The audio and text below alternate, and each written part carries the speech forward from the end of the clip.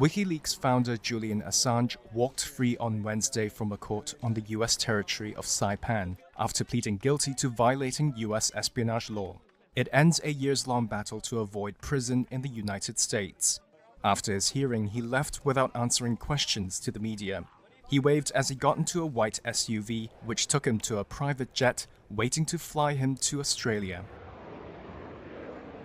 In the 3-hour hearing, Assange pleaded guilty to a count of conspiring to obtain and disclose classified national defense documents. His media group released the largest leak in U.S. military history in 2010, tens of thousands of classified military files detailing the U.S. war in Afghanistan and Iraq, and thousands of diplomatic cables. Assange told the court, quote, "Working as a journalist, I encouraged my source to provide information that was said to be classified in order to publish that information, and that I believed the First Amendment protected that activity, but I accept that it was a violation of the espionage statute." Washington has said the release of the secret documents put lives in danger.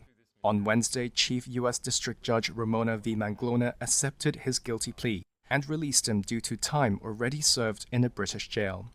One of Assange's lawyers, Barry Pollock, spoke after the hearing. "We firmly believe that Mr. Assange never should have been charged under the Espionage Act. It is appropriate for the judge, as she did today, to determine that no additional incarceration of Mr. Assange would be fair, would be appropriate, and it is time for him to be reunited with his family." Assange had spent over 5 years in one of Britain's toughest prisons, battling extradition to the US. And prior to that, 7 years in the Ecuadorian embassy in London, as he fought sex crimes accusations in Sweden.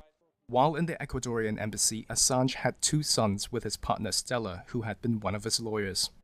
The Australian government has been calling for Julian Assange's release, with Prime Minister Anthony Albanese telling the Australian Parliament Wednesday his case had dragged on for too long. The U.S. Supreme Court on Wednesday said it would not impose limits on President Joe Biden's administration's communications with social media platforms.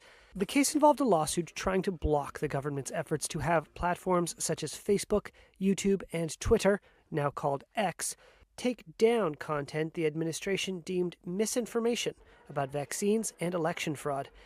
The 6-3 ruling by conservative Justice Amy Coney Barrett said the plaintiffs, 2 Republican state attorneys general and several social media users, lacked standing to show they'd been harmed.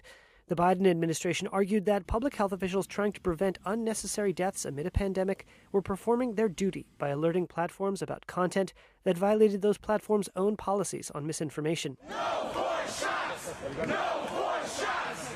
No more shots! But Republicans and various voices on the right argued that the platforms suppressed conservative political views. They claimed that the Biden administration's requests crossed the line into government coercion, a form of state action barred by the First Amendment to the U.S. Constitution. Wednesday's ruling reverses a lower court injunction barring an array of government officials communicating with platforms regarding content moderation, such as urging the deletion of certain posts.